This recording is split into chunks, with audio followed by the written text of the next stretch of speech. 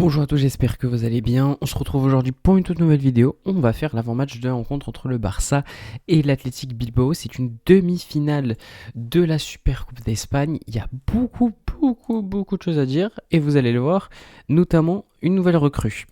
Juste avant de commencer, comme d'habitude, n'oubliez pas de vous abonner à la chaîne. Vous cliquez sur vous abonner, vous mettez les notifs et n'hésitez pas aussi à liker toutes les vidéos, ça fait vraiment extrêmement plaisir. Merci à tous ceux qui le feront. Donc, pour ce match, la première chose qu'on va avoir, bien évidemment, comme d'habitude, c'est la rencontre, l'Athletic Bilbao.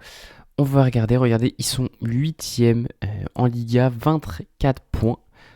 Ils sont sur une seule victoire sur les 5 derniers matchs en Liga. C'est très compliqué pour les avoir regardés. Je n'ai pas regardé tous les matchs, mais j'en ai regardé quelques-uns. Mais ils jouent aussi une autre compétition puisqu'ils jouent la Ligue des Champions. Et là, vous voyez, 28e. Voilà, c'est très clair. Au moins, ils sont vraiment pas ouf. Ils ont une victoire et je crois que c'est contre le Slavia Prague, si je dis pas de bêtises. Donc très compliqué, c'est pas intéressant, très clairement c'est assez compliqué pour eux cette saison. Et sinon, il y a bien évidemment la Coupe du Roi que le site ne me propose pas, donc ok. Mais comme vous pouvez le voir, en Coupe du Roi, ils ont battu Ourense 1-0, donc vraiment très compliqué. Au niveau de l'effectif, on a Unai Simon au gardien, qui est, à mon plus grand désarroi, le titulaire dans les cages de l'Espagne. Je pense qu'il va pas le rester longtemps si vous voulez mon humble avis, parce qu'il y a un certain Johan Garcia, je sais pas si vous connaissez, qui va prendre sa place. Ensuite en défense, on a du coup Aymeric Laporte, le plus connu bien évidemment, qui est blessé, donc banger.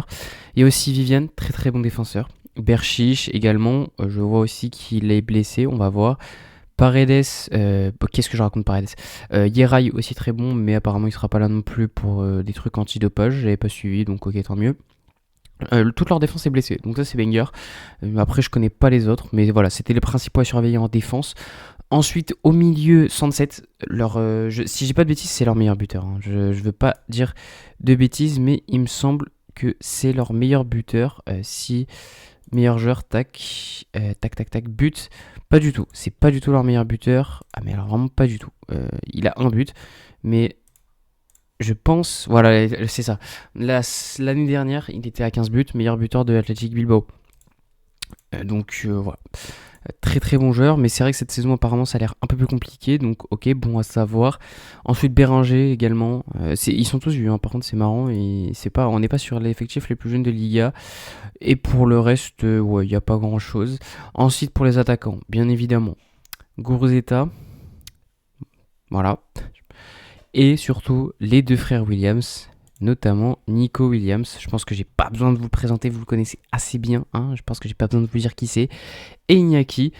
Donc ouais, on va s'amuser, je sens. Au niveau des buteurs, attendez, je vais mettre tous les joueurs. Nico Williams, meilleur buteur à 3 buts, c'est catastrophique. On peut le dire, quand t'es à 19 matchs de Liga, ton meilleur buteur est à 3 buts, et t'as Robert Navarro aussi à 3 buts, c'est qu'il y a un très gros problème.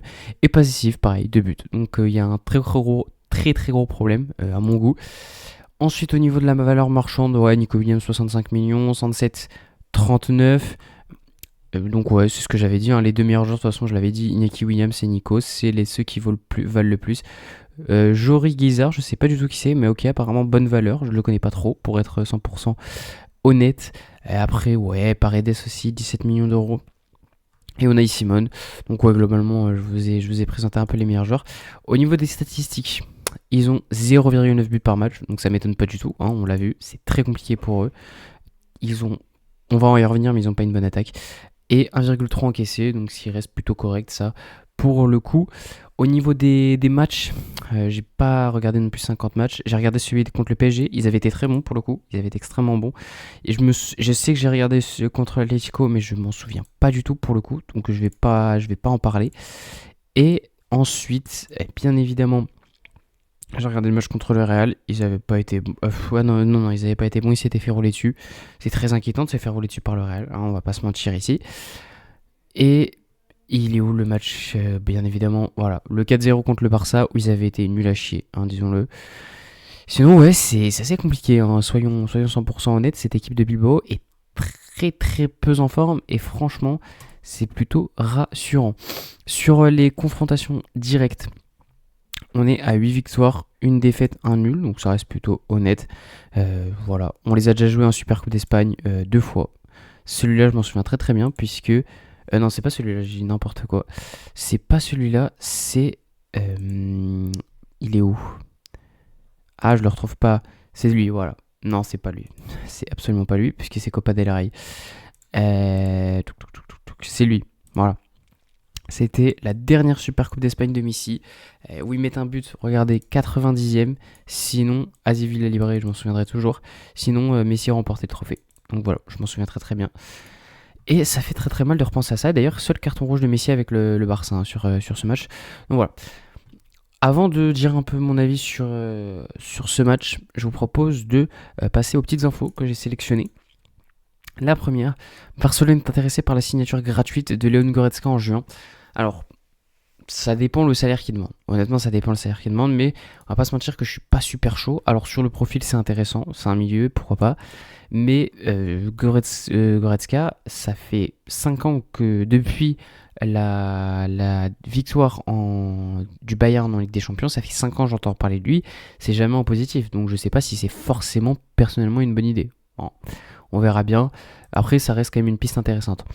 Ensuite, Robert Lewandowski a fermé la porte à un éventuel transfert à Al-Hilal. Il souhaite terminer la saison à Barcelone. Bon, globalement, c'était les infos qu'on avait depuis des mois et des mois. Mais c'est vrai qu'il y avait une petite info une petite actu qui s'était activée sur lui à Al-Hilal. Je me suis dit pourquoi pas. Moi, j'ai toujours dit, s'il y a du fric à aller chercher, faut y aller. Faut y aller parce que c'est l'argent et qu'on n'a pas d'argent. Donc, moi, j'y vais. Ensuite, voilà, la plus grosse info, breaking, Joao Cancelo FC Barcelone, here we go, ça c'est le truc le plus important. Donc c'est fait. Avant de vous dire mon avis sur le sujet, je vous propose de passer sur un peu les détails financiers parce que ça nous intéresse quand même un peu. Accord en place pour le Barça, pour que le Barça signe Joao Cancelo en prêt jusqu'en juin. Le Barça paiera 4 millions d'euros comme couverture de prêt à Al-Hilal. Bien que l'Inter ait conclu un accord avec Al-Hilal, Joao ne voulait que Barcelone. Et la deuxième info, c'est Hansi Flick est ravi de l'arrivée de Joao Cancelo, convaincu que le Portugais sera à la hauteur. Donc la première chose, c'est que ça me va si Flick est content. S'il est content et il est convaincu, c'est ce qu'il dit tac ici, ça me va. Parce que s'il était contre, là ça m'aurait posé un plus gros problème par contre. Mais vu qu'il est pour, j'ai envie de dire, il le veut, il l'a, fin du truc. Maintenant, sur le joueur en lui-même, pour moi c'est une très bonne recrue. Pas la meilleure, mais c'est une très bonne recrue, tout simplement parce qu'on en avait besoin. Ça permet de faire souffler Koundé et Baldé, et surtout ça permettra aussi des fois de remplacer Koundé dans l'axe, qui est extrêmement important. Au niveau offensif, je me fais zéro inquiétude pour lui. Franchement, j'ai aucune inquiétude pour Joao Cancelo au niveau offensif. Par contre, au niveau défensif, c'est vrai que ça m'inquiète un peu plus. On va voir. Son profil polyvalent est extrêmement intéressant. Donc je pense tout de même que c'est une très très bonne recrue. Le point noir, c'est forcément l'aspect défensif. Attention, sinon je pense que c'est une bonne recrue. Et également niveau salaire, on se met plutôt bien parce qu'il faut savoir qu'il est payé 15 millions. Il a Al-Hilal bien évidemment.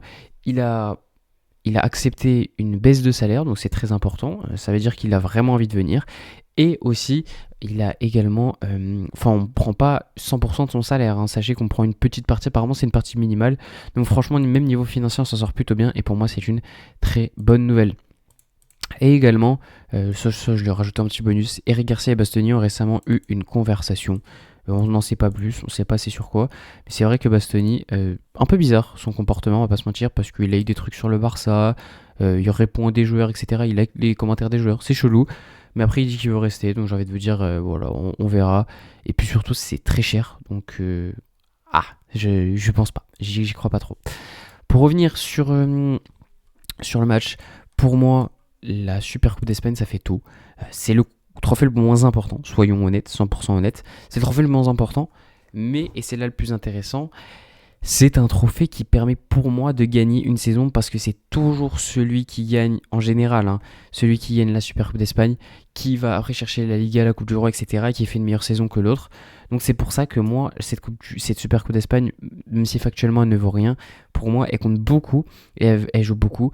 Le match bien évidemment contre Bilbao, il est très important. Pourquoi ? Parce qu'il y a cet homme-là dans leur effectif, pas Iñaki, non, Nico Williams, que je déteste, je pense qu'il n'y a pas d'autre mot. Il nous a pris pour des cons. Et moi j'ai envie qu'on l'humilie, tout simplement. J'ai envie qu'on l'humilie. Et on l'a déjà fait à l'aller chez nous. Et là j'ai envie qu'on le fasse en Super Coupe d'Espagne. Ce qui serait important. Également, le Real jouera jeudi contre l'Atlético. Bien évidemment, moi je préfère jouer l'Atlético, soyons 100% honnête. Mais je pense quand même qu'on est supérieur au Real. Donc voilà, je préfère jouer l'Atlético. Mais si on joue le Real, c'est pas non plus la fin du monde. Je pense que c'est tout ce que j'avais à dire sur ce match. Ah si, peut-être. Pour moi, ça va être un match où on est largement favori. Attention quand même à l'efficacité, mais quand on les a joués, ils n'étaient pas efficaces, ils n'avaient pas été bons défensivement ni offensivement. Donc franchement, pour moi, on est largement supérieur. On n'a pas non plus trop à s'en faire. Pour finir avec la composition, ça c'était, vous pouvez le voir juste ici, la composition lors du dernier match. Il n'y aura pas Cancelo, je vous le dis tout de suite, il n'y aura pas Cancelo, il n'est pas prêt. Moi, ce que je fais déjà, c'est que je mets Lewandowski parce que Ferran Torres a été dégueulasse sur le dernier match. Donc, méritocratie, Lewandowski qui rentre mieux joue, c'est aussi simple que ça. Ensuite, je mets Fermin au milieu de terrain, tout simplement, en numéro 10, tout simplement parce que pour moi, Olmo n'est pas prêt et qu'il a fait une meilleure rentrée que Olmo malgré que Olmo ait marqué. Ensuite, je mets bien évidemment, du coup, il est où ? Juste ici, Rafinha à gauche, ça c'est logique, l'attaque ne bougera pas. La défense non plus, le gardien logique non plus. Et là on a un dilemme qui se pose, parce que est-ce qu'on met Pedri, est-ce qu'on met Eric Garcia, est-ce qu'on met De Jong ? Moi ce que je vais faire, c'est que je vais pas toucher, parce que je préfère mettre Pedri sur le banc pour qu'il soit à 100%, qu'il se repose pour la finale. Mais De Jong, attention parce qu'encore une fois, t'as pas fait un très bon match. En tout cas voilà, c'est la fin de cette vidéo. Comme d'habitude, n'hésitez pas à me suivre sur tous les réseaux, Twitter au cœur du Barça, Instagram au cœur du Barça et TikTok au cœur du Barça. Comme vous pouvez le voir, j'ai fait plein de vidéos, débrief du Maroc, débrief du Real, débrief du Sénégal. J'ai mis quelques highlights des vidéos, j'ai fait une truc sur Ruben Amorim. Donc voilà, il y a pas mal de choses, donc vraiment n'hésitez pas à venir sur TikTok. Et puis voilà. Nous, on se retrouve pour le débrief entre la rencontre entre le Barça et Bilbao. Tchuss!